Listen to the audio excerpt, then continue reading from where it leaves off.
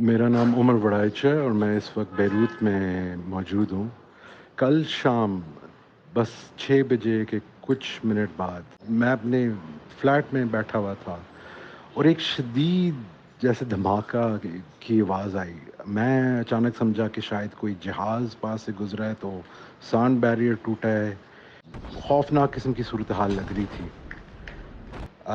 میں ذرا ایک سائٹ پہ ہوا تو اس کے چند بس اب 20 سیکنڈ بعد ایک انتہائی شدید دھماکہ ہوا۔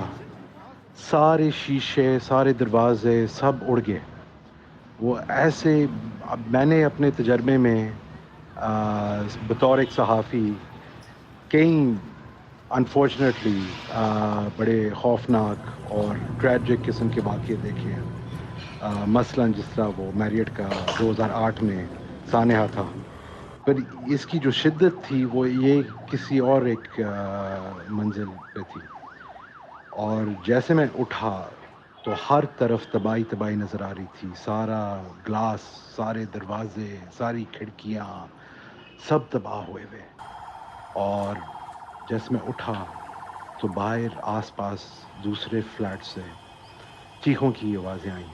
لوگ ایک دوسرے سے پوچھ رہے تھے کہ تم ٹھیک ہو، عربی میں۔ لوگ ایک دوسرے کا خیال کر رہے تھے۔ کہیں ایک پاس اسی منزل پہ ایک خواتین کی آواز آئی۔ میں باہر نکلا تو وہ خون سے بھری ہوئی تھی، زخمیں سر پہ، منہ پہ، بازو پہ۔ تو کئی 7 لوگوں کے ساتھ ان کی ذرا مدد کی، نیچے گئے، باہر نکلے اور کوشش کی کہ کوئی ایمبولینس ملے یا کچھ۔ تو اس وقت کوئی پتہ نہیں تھا کہ یہ کیا ہو رہا ہے یا یہ کیا ہوا ہے۔ بڑی اسپیکولیشن چل رہی تھی۔ کسی نے کہا کہ یہ ایک حملہ ہوا ہے ہوائی، کوئی سمجھا کہ یہ دہشت گردی کیا کوئی حکمت عملی ہے۔ اور پریشانی ہر طرف، ایمبولینس پھر رہی، ہر طرف لوگوں کی چیخیں آ رہی، لوگ زخمی پھر رہے عام کھلے عام، ان کو کوئی مدد نہیں مل سک رہی۔ اور یہ پورے شہر میں آپ جدھر بھی آگے بڑھتے گئے یہی صورتحال نظر آئی۔ بعد میں پتہ چلا کہ جو پورٹ ہے بیروت کا، ادھر یہ دھماکہ ہوا ہے۔ وہ میرے فلیٹ سے کوئی تقریباً 1.5 میل کا فاصلہ ہے، تو کافی دور تک یہ تباہی ہوئی۔ اور جیسے میں بڑھتا گیا، باہر نکلا، کوشش کی کہ کہیں اور جگہ میں ڈھونڈوں، یہاں پہ تو کوئی رہنے کے کوئی قابل صورتحال نہیں تھی۔ تو اور ہی تباہی نظر، بینک پورے کے پورے، ان کی کھڑکیاں اڑ گئیں، ان کے دروازے اڑ گئے، ان کی مشینز، کمپیوٹر سب باہر، دکانیں جو تھیں ان کا سارا سامان باہر نکلا ہوا، گاڑیاں، ان کی تباہی۔ اور لوگ بس ایسے ایک خوف کی فضا، ہر طرف خوف ان کے چہروں پہ، وہ پھر رہے ایسے جیسے وہ ایک شیٹرڈ جو ہے ان کی، صرف پورا شہر نہیں، پر شیٹرڈ ان کی زندگیاں بھی ہوگی شہریوں کی۔ آہستہ آہستہ پتہ چلا کہ یہ ایک بہت بڑی ایک دھماکہ تھا۔ بیروت کی تاریخ میں کافی کئی سانحہ ہوئے ہیں اس طرح کے، پر اس سائز کی کوئی دھماکہ نہیں ہوا۔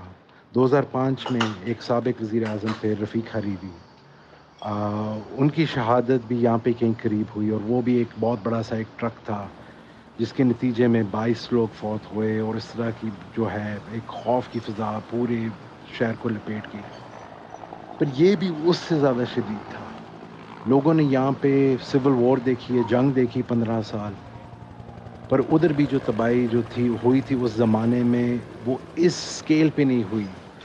یہاں پہ پورا شہر رک گیا ہے۔ پہلے سے صورتحال بہت بری تھی یہاں پہ، کرونا وائرس کی وجہ سے لاک ڈاؤنز تھے، اکانومی کا پہلے سے ہی برا حال تھا، اکانومی جو ہے پہلے ہی ایک بری نازک صورتحال میں تھی۔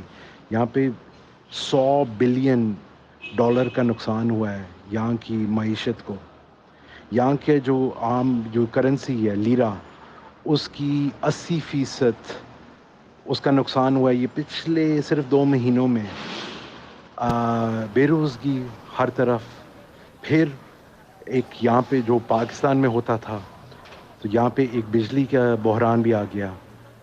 10 گھنٹے 15 گھنٹے 18 گھنٹے 20 گھنٹے تک لوگوں کے پاس بجلی نہیں، کیونکہ یہاں پہ ریاست کے پاس کچھ رہ نہیں گیا. تو ہر طرف پہلے ہی جب میں پہنچا یہاں پہ 3 ہفتے پہلے ایک مایوسی نظر آئی پہلی دفعہ مجھے بیروت میں. عام طور پہ بیروت ایک بڑا زندہ دلانہ شہر ہے. یہاں پہ لوگوں نے ان کی ریزیلینس جو ہے وہ پوری دنیا مانتی ہے، پر میں نے دیکھا کہ یہ ایک افسوسناک شہر تھا جدھر لوگ مایوس سے ایک دم سے نظر آ رہے تھے اور اس مایوسی سے بڑی مشکل سے گزر رہے تھے.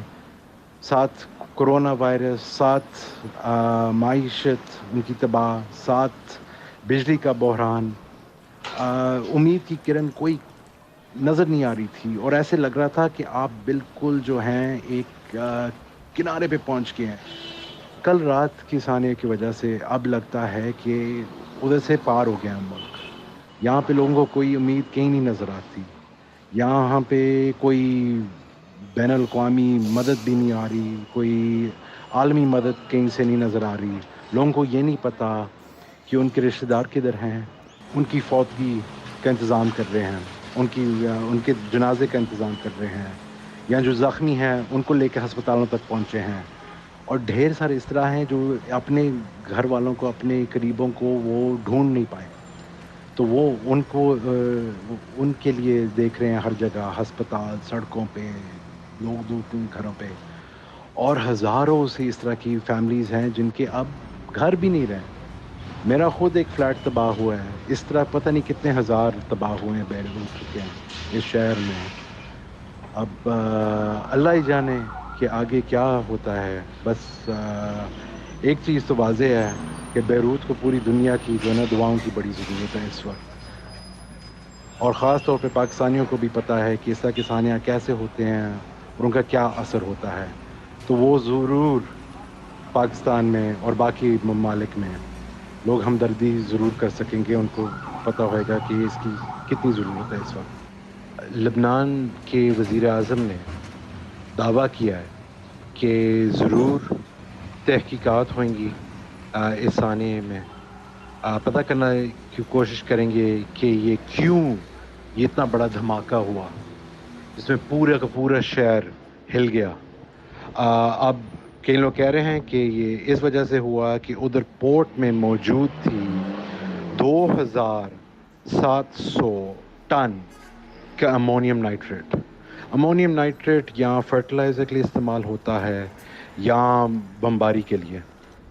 اب یہ پوچھنا چاہیں گے لوگ کہ یہ ادھر کیوں موجود تھا، اور اگر موجود تھا جو لوگ کہہ رہے ہیں 6 سال کے لیے، تو یہ کس کی وجہ سے، کس نے یہ ہونے دیا؟